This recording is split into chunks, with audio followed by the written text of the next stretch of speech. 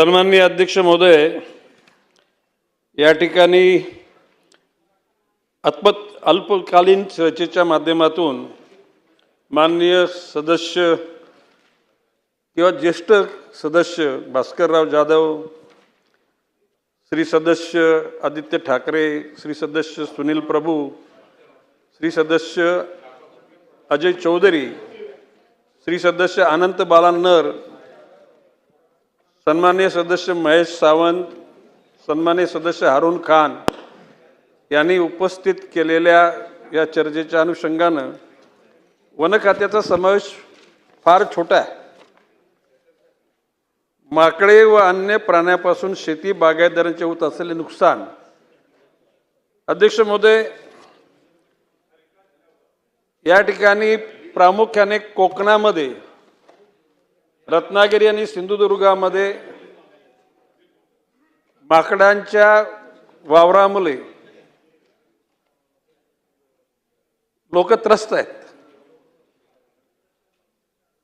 काही ठिकाणी तर ही माकडे घरात जाऊन घरात शिजलेलं अन्न सुद्धा घेऊन जातात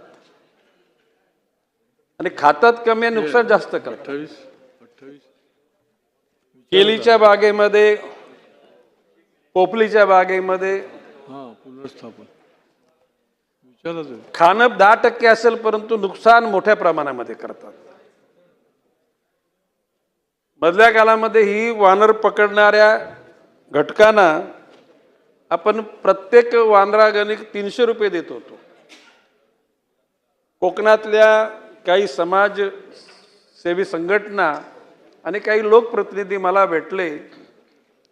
त्यांनी सांगितलं की 300 रुपये तुटपुंजा याच्यावर पकडणारे लोक तेवढे स्वारस्य घेत नाहीत. आणि म्हणून अध्यक्ष महोदय, मी अधिकाऱ्यांना बोलून त्यांना सांगितलं की या लोकांनी सांगितलेली बाब खरी आहे की 300 रुपये पकडायचे आणि पुन्हा ठरलेल्या ठिकाणी घेऊन जायचं. आणि म्हणून सरासरी विचार करताना त्या प्रत्येक माकडागणिक 700 रुपये प्रत्येकी ही रक्कम पक्की केली गेली.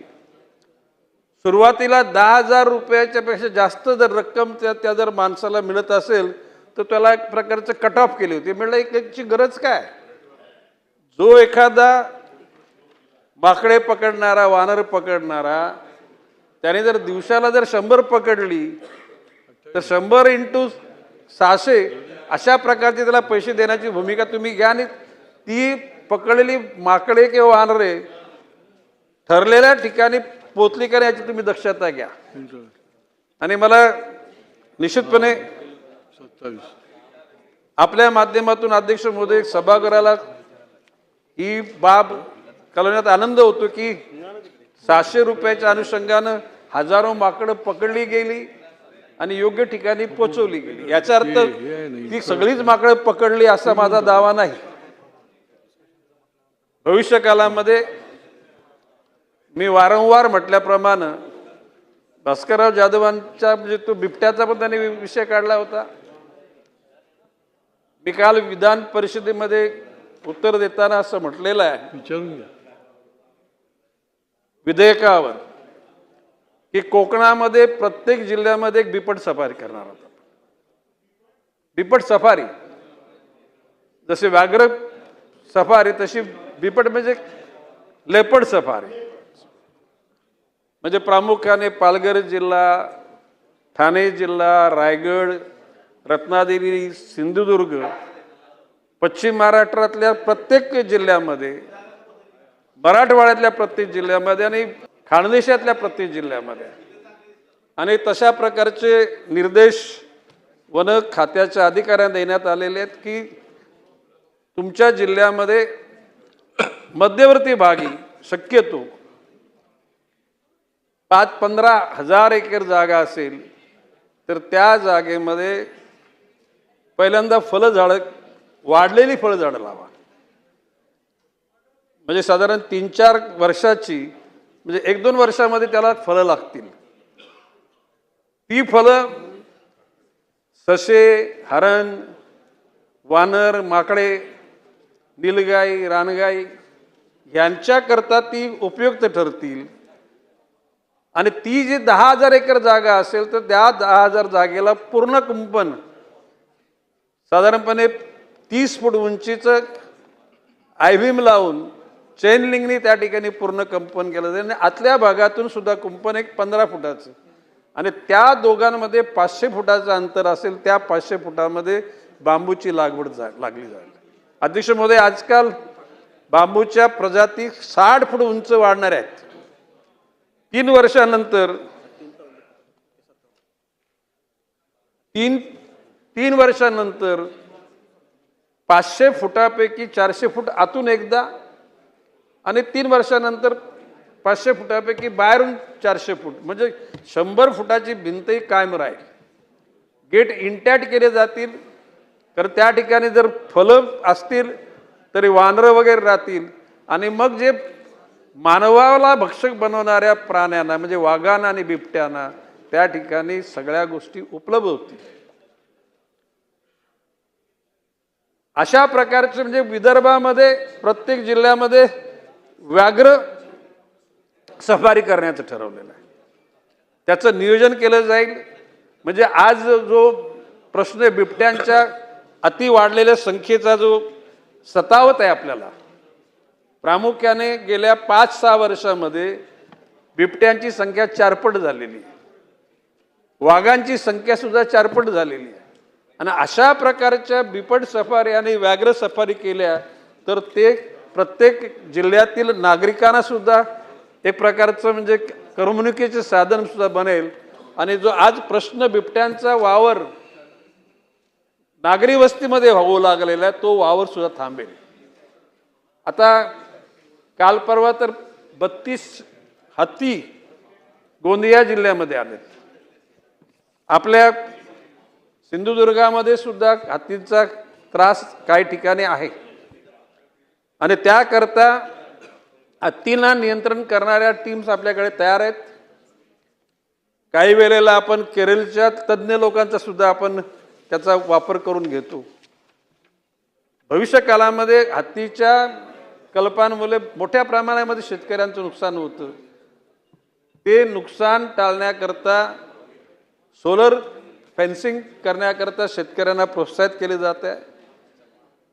आता सॅटेलाइटच्या माध्यमातून आर्टिफिशियल इंटेलिजन्सचा वापर करून कुठल्या प्रकारचे पशु कुठे कुठे म्हणजे शेतकऱ्यांच्या शेतीची नाश करणाऱ्या जमातीचा सुद्धा त्या ठिकाणी माहिती मिळते. आणि वन खात्याचे अधिकारी त्यांना निश्चितपणे पकडण्यामध्ये यशस्वी ठरत आहेत.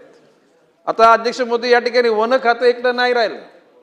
या ठिकाणी महसूलचे अधिकारी सुद्धा मदत करतात, पोलीसचे अधिकारी सुद्धा मदत करतात आणि NGOज, विविध परिसरातले विविध पक्षाचे लोकप्रतिनिधी, ग्रामपंचायतचे सदस्य, ग्रामपंचायत सरपंच, पंचायत समिती सभापती, सदस्य, जिल्हा परिषद सदस्य, आमदार, खासदार या सर्व घटकांचा त्या ठिकाणी वन खात्याला मदतीचा हातभार लागतोय. आणि भविष्य काळामध्ये ज्या वन खात्याच्या अनुषंगानं ज्या विस्कटलेल्या बाबी होत्या, मी असं म्हणणार नाही की एका आता किती राहिले, 45 महिने शिल्लक राहिले. भास्कररावजी किती,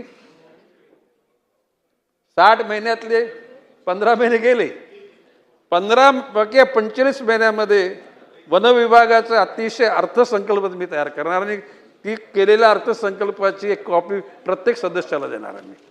म्हणजे येणारे इन्कमिंग साईड कुठली आणि आउटगोईंग साईड कुठली, बँगलोर पासून तर वन सफर, जेणेकरून आगीचे वनवे रोखणे, प्राण्यांवरचे म्हणजे माणसांवरचे हल्ले रोखणे आणि प्राण्यांवर शिकार करणाऱ्या लोकांना रोखणे. मधल्या काळामध्ये प्रश्न उपस्थित केला का 40 वाघांची मृत्यू झाला. 40 वाघांचा मृत्यू काय एकाएकी झालेला नाही. त्यामध्ये आपली टेरिटरी फिक्स करण्याकरता 2 वाघामध्ये सुद्धा संघर्ष होतो. त्यामध्ये वाघ जखमी होतात आणि त्याच्यात मृत्यू त्यांना पाहावा लागतो.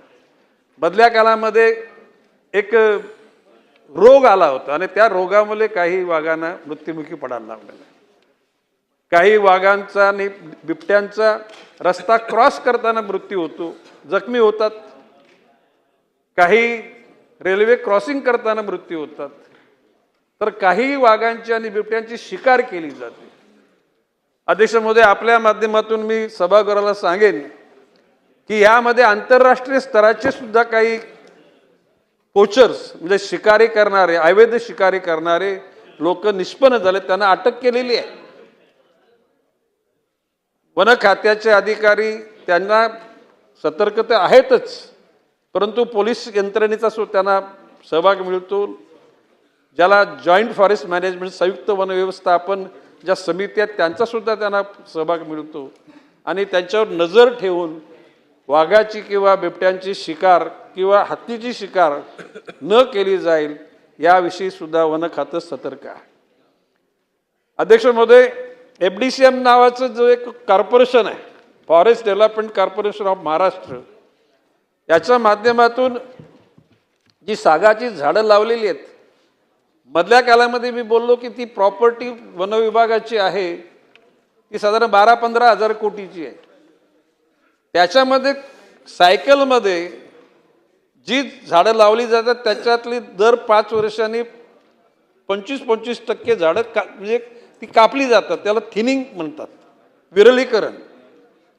आणि अशा प्रकारचे प्रत्येक 5 वर्षांनी केल्यानंतर शेवटच्या टप्प्यामध्ये जी झाडं राहतात ती त्याचा गर्द म्हणजे त्याचा घेर ॲप्रोप्रिएट होणे परत थांबवलं जातं. पण मधल्या काळात काढलेल्या झाडांचा वापर विक्री करण्याकरता केला जातो. वन खात्याच्या अनुषंगानं FDCMच्या माध्यमातून व्यापार करण्याचा उद्देश असला तरी सुद्धा वनांच्या झाडांची संख्या अजिबात कमी करणं असा नाही.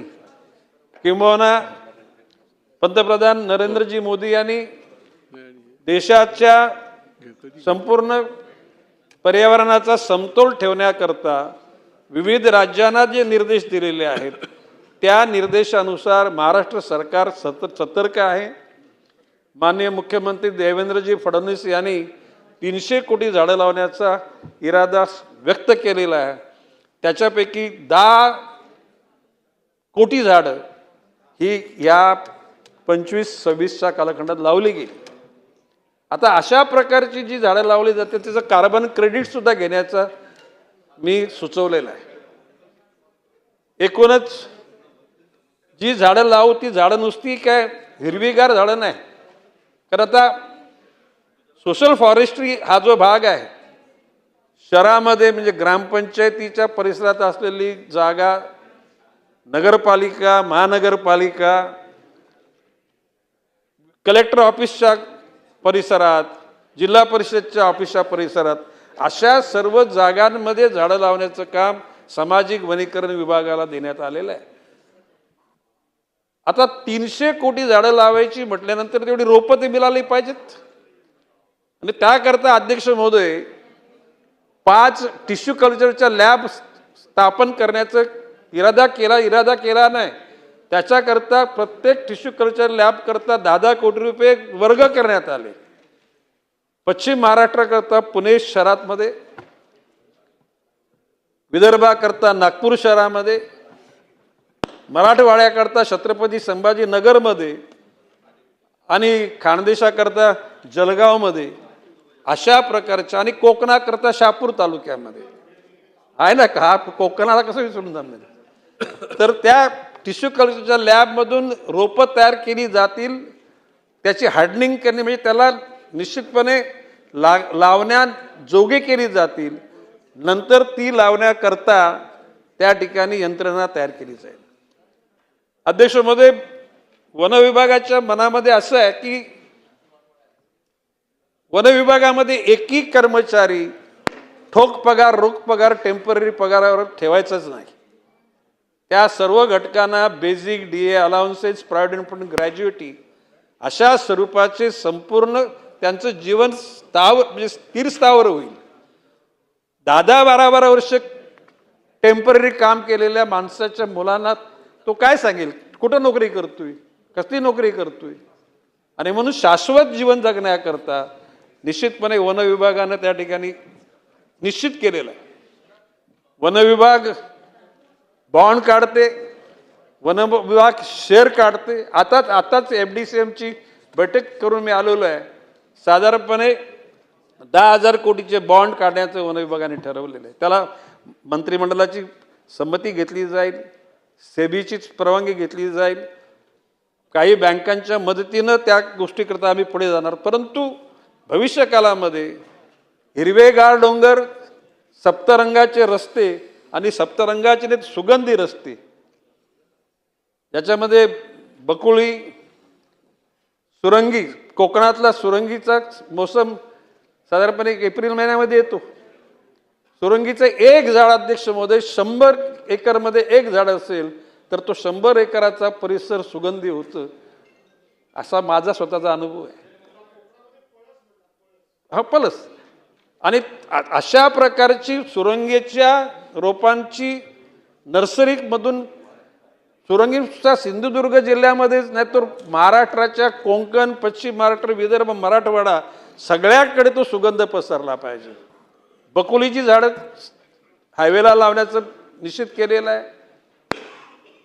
त्या ठिकाणी सोनचाफ्याची झाडं लावण्याचा इरादा केलेला आहे, जेणेकरून ज्या वनाची जोपासना करणारा कर्मचारी, अधिकारी, त्यांचं कुटुंब निश्चितपणे शाश्वत जीवन जगण्याच्या मनस्थितीत असलं पाहिजे. आणि म्हणून त्यांच्याकरता घरे, त्यांचे कार्यालय, त्यांच्या गाड्या, त्यांना काही ठिकाणी शिकारी करणाऱ्यांच्याशी संघर्ष करता लागतो, म्हणून त्यांच्याकरता शस्त्र. अध्यक्ष महोदय, मी आपल्या माध्यम मी 95 साली या वन खात्याचा मंत्री होतो. त्यावेळेला वन विभागाला शस्त्र देण्याची भूमिका मीच त्याला घेतली. वायरलेस, त्याला आता आजच्यासारखे मोबाईल नव्हते, त्याला वायरलेस सिस्टीम मीच लावायला लावली.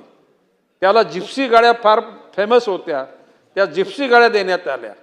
आणि त्याच वेळेला FDCMच्याकडे असलेले जवळजवळ 23,000 कर्मचाऱ्यांना एका वर्षी परमनंट करून टाकले होते. आणि म्हणून मी या ठिकाणी शेवटी हे मानव आणि वन्यजीव संघर्ष हे थांबायचे असतील तर त्या दोन्हींची सांगड घातली पाहिजे आणि ती घालण्याचा निश्चित इरादा केलेला आहे. आता ह्या रचना, ज्याला मी मगाशी म्हटल्याप्रमाणे एकूण वन विभागाचा बजेट, म्हणजे बजेट हा नुसता काही 1 वर्षाचा नाही, तर येत्या साधारण 45 महिन्यामध्ये कशा प्रकारचं त्याचं कार्य होईल, त्याच्या पुढच्या येणाऱ्या अधिकाऱ्यांना, जे कोण मंत्री असतील, जे कोणी त्या ठिकाणी ॲडवायझर असतील, त्या लोकांना निश्चितपणे दिलेल्या आराखड्यानुसार त्या ठिकाणी कार्यक्रम होईल. काल वरच्या सभागृहामध्ये बिबट सफारी करावी म्हणून आपले शरदजी सोनावणे यांनी एक पार आग्रह धरला. त्यांचा अंतिम टप्प्यामध्ये केंद्र सरकारकडे, परंतु अजितदादांनी बारामतीकडे बिबट सफारीचा प्रस्ताव मांडला होता, त्याला मंजुरी मिळाली आणि लवकरच त्या ठिकाणी बारामतीमध्ये बिबट सफारी सुरू होईल. शरद सोनावणे, तुम्ही काय काळजी करायची गरज नाही. तुमच्याकरता सुद्धा म्हणजे जुन्नर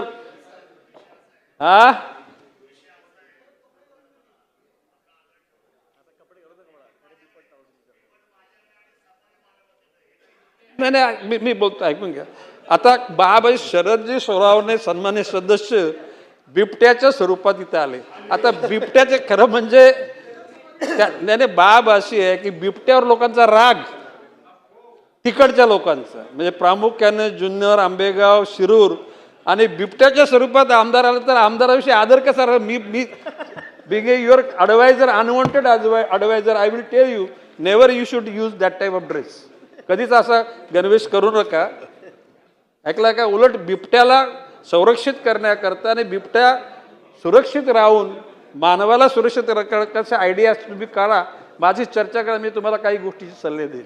परंतु यू बी अश्युअर की तुमच्याकडची बिबट सफारी होणार, तिथे टुरिझम वाढणार आणि तुमच्या जुन्नर तालुक्याला जो तुमचा मनात आहे की टुरिझम वाढावा, लोकांना नोकऱ्या लागाव्यात, त्याकरता मी निश्चितपणे आपल्याला मदत करणार आहे. अध्यक्ष महोदय, एकूणच या ठिकाणी केसरकरांनी या ठिकाणी सुनीलजी प्रभू, दीपकजी केसरकर, मनीषाताई चौधरी, शेखर निकम या सर्व सन्मान्य सदस्यांनी मौलिक सूचना केलेल्या आहेत. त्या सूचनांचं त्यांना उत्तर तुम्ही देणारच, परंतु एकूण वनविभाग हा जनतेला पूरक असणारा विभाग आहे. जनतेच्या सहभागामधूनच वनश्री आपल्याला फुलवायची आहे आणि वनविभाग हा आपला विभाग आहे. अशा प्रकारचं वातावरण निश्चितपणे करू असा विश्वास व्यक्त करतो. जय हिंद, जय महाराष्ट्र.